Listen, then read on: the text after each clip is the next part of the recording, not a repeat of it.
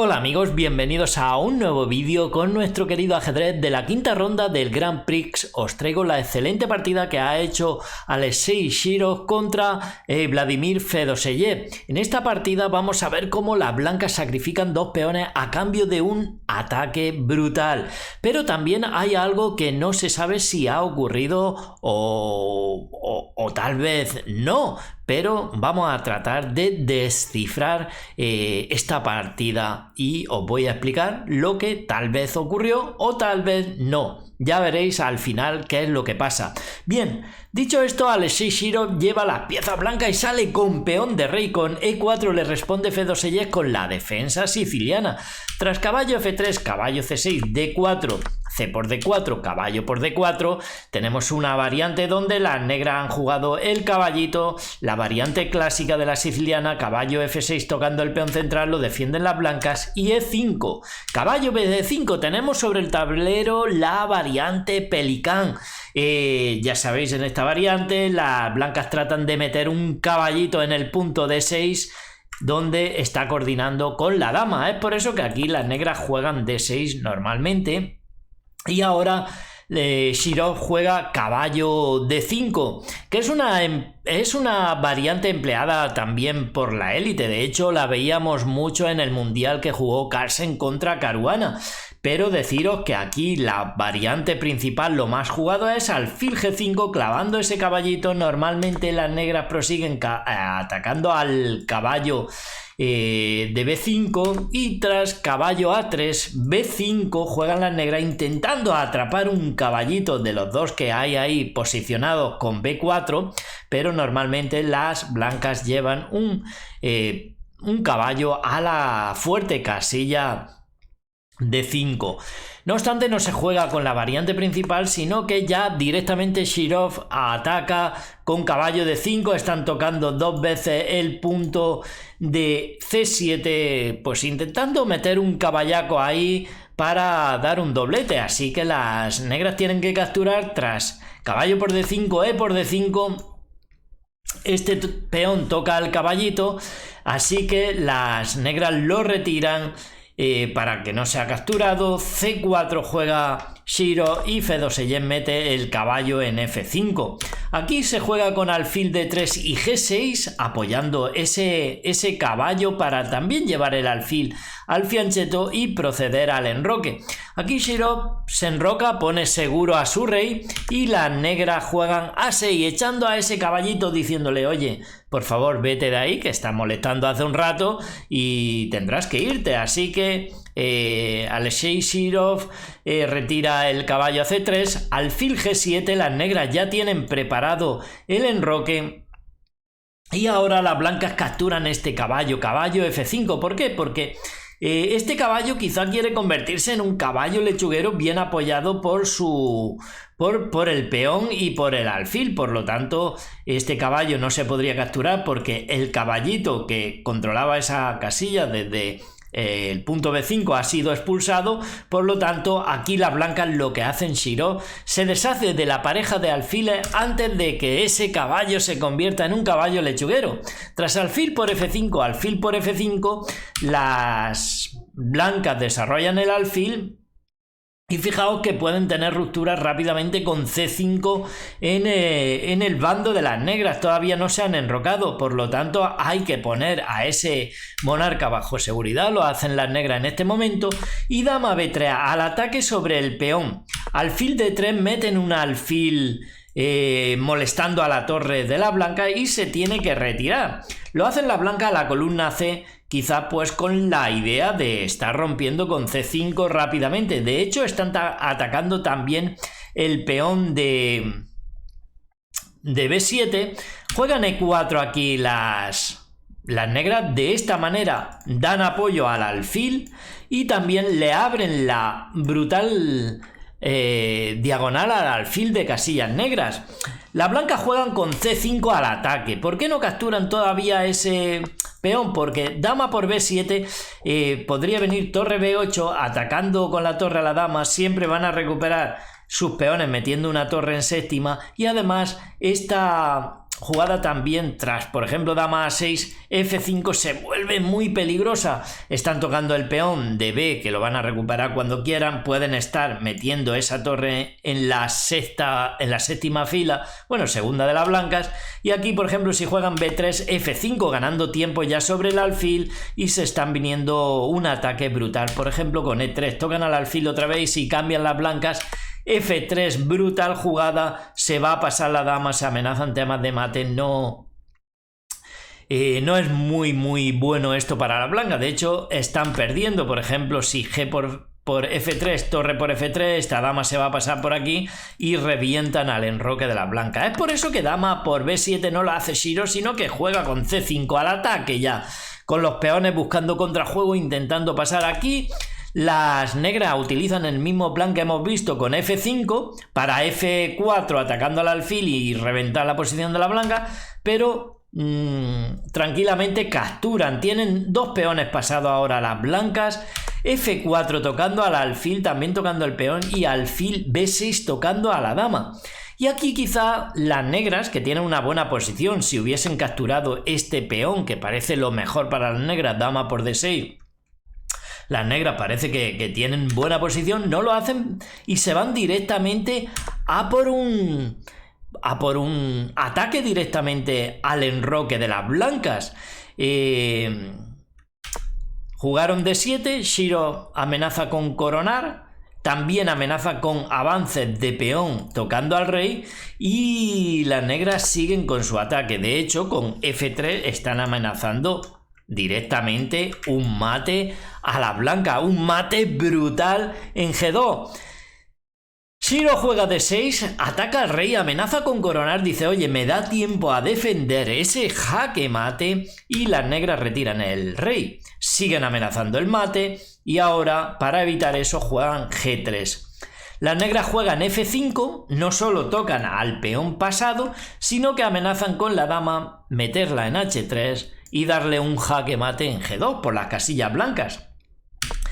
Las blancas juegan caballo D5, una jugada muy interesante, pues es una jugada necesaria para parar el mate. Hay otras, pero esta es muy interesante porque mete el caballo delante del peón. Las negras intentan dar el mate, igual con dama H3, dicen, bueno, tenemos atacado ese peón y estamos dando jaque mate. Por lo tanto, Shiro juega caballo E3, un caballo brutal defendiendo la posición. Impide que las negras puedan avanzar en ningún momento ese peón, y además está controlando la casilla G2 donde las negras pretendían dar el jaque mate. Dama por C7, se zampa un peón, Shiro ha sacrificado ese peón y aquí juegan torre C7. A cambio tienen una torre muy fuerte en séptima, ya sabéis que dice el refrán de ajedrez, torre en séptima pondrás y la partida ganarás. Y aquí realmente esta torre empieza a crearle problemas a las negras. Dama por D6, se zampan otro peón. Los dos peones pasados se lo han zampado. Las negras tienen 6 peones contra 5.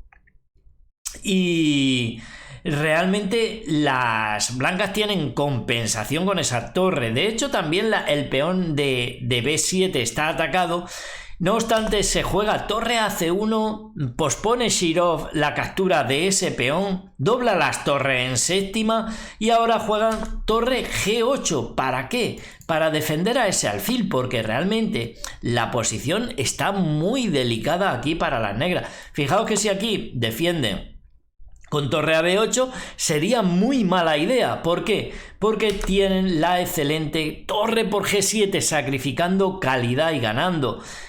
Porque si rey por G7 viene torre C7, la otra torre entra en séptima, y si el rey se va a la última, vendría sencillamente dama C3, torre F6, alfil D4, esa torre está súper clavada, solo defendida por la dama, van a ganar material, ya que si defienden con la torre otra vez a esa pieza, el caballo viene a la casilla G4 y nada puede evitar que las negras pierdan material, ya que la torre no se puede mover al estar clavada. Detrás está el rey. Es por eso que aquí no podrían jugar esa jugada, y si rey H6 huyendo, pues vendría dama C3, se está infiltrando la dama por la casilla G7 reventando ya al rey. Este caballo se puede sumar, los peones también, y es una catástrofe. No lo para el ataque con torre F6 porque vendría caballo G4, ataca al rey, ataca a la torre, y si rey H5, caballo por F6, tocas al rey, y si ahora aquí están perdiendo, todas las variantes están perdiendo. Si mueves el rey vendría alfil E3 y el rey no puede escapar por detrás porque está la torre.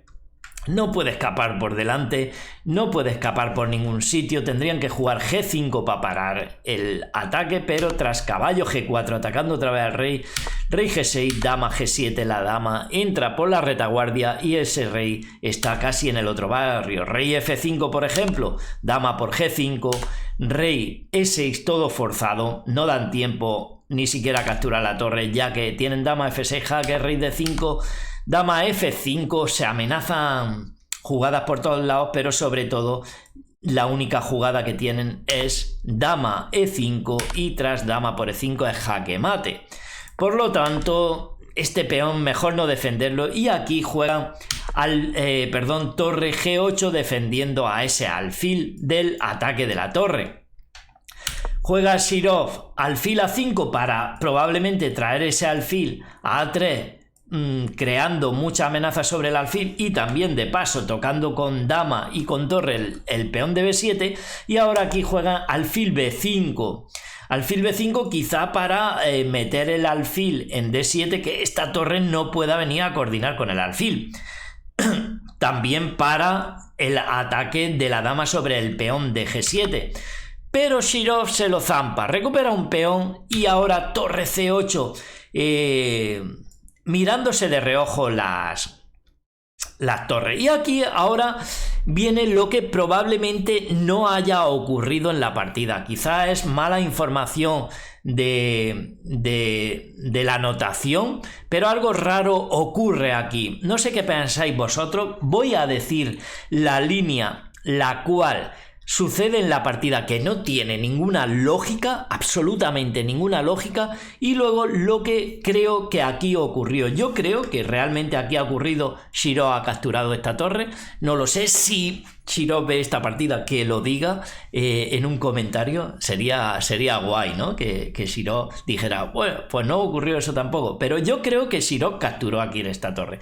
No obstante, digamos que la partida, la anotación que está en todas las páginas, incluida de chess.com, lo que hay es que aquí las blancas jugaron torre C2 y esto no tiene sentido ninguno, porque ya veréis, ahora aquí tras la captura, torre por C2, las blancas juegan dama por C2, capturando. Aquí el módulo dice que está totalmente igualada la partida, y ahora las negras hacen otra jugada sin sentido, torre D8, poniéndose a tiro de ese alfil, y las blancas vuelven a estar mejor.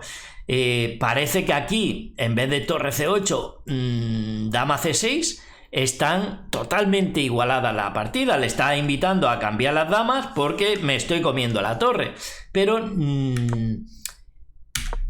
la anotación pone que se jugó torre D8, que yo no me lo creo, dama B3, no se zampan aquí tampoco las blancas Shirov la torre. Si hubiese ocurrido esta posición, pues seguramente se la hubiera zampado, y juega dama B3, que no creo que ocurriese nada de esto. Fijaos que aquí continuó con torre C8 y alfil C3, y aquí las negras se rindieron. Fijaos, todas esas jugadas para, en la jugada que os he comentado, que vamos a retroceder todas estas jugadas porque no tienen sentido ninguno. Esta jugada que jugó aquí torre C2 no tiene sentido, ya que en 3 jugadas llegamos a la misma posición que veíamos en la anotación. Aquí con torre por C8, que parece lo más lógico, y yo creo que sucedió esto. Tras torre por C8, alfil C3, es la misma posición. En 2 jugadas hemos llegado a esta posición donde las negras se rinden, que es completamente normal que aquí se rindan. El torre y alfil están coordinando sobre el alfil, y realmente aquí si las negras, por ejemplo, capturan alfil por C3, viene dama F7 y nadie puede evitar ya el jaque mate en H7. Por eso las negras se rindieron. Cuando alfil C3. Por ejemplo, alfil D7 va entregándomelo todo, incluido el dama, incluido alfil, todo. Torre por D7, dama por D7 y dama por D7, ganando muchísimo material, ya que el alfil y la torre están tocadas. Por eso las negras ya se habían rendido. Bien, amigos, pues un partidón de Alexei Shirov, que espero que os haya encantado. Si ha sido así, no olvidéis apoyar el vídeo con un me gusta, también suscribiros y darle a la campanita, activar el botón de la campanita para que YouTube os avise de próximos vídeos. En la descripción del vídeo estoy dejando el enlace a la página web de chess.com para que os registréis y podáis jugar al ajedrez, también todas mis redes sociales donde subo contenido. Y sin nada más, por aquí arriba os dejo otro par de vídeos que sé que os van a encantar. Un gran saludo para todos, amigos.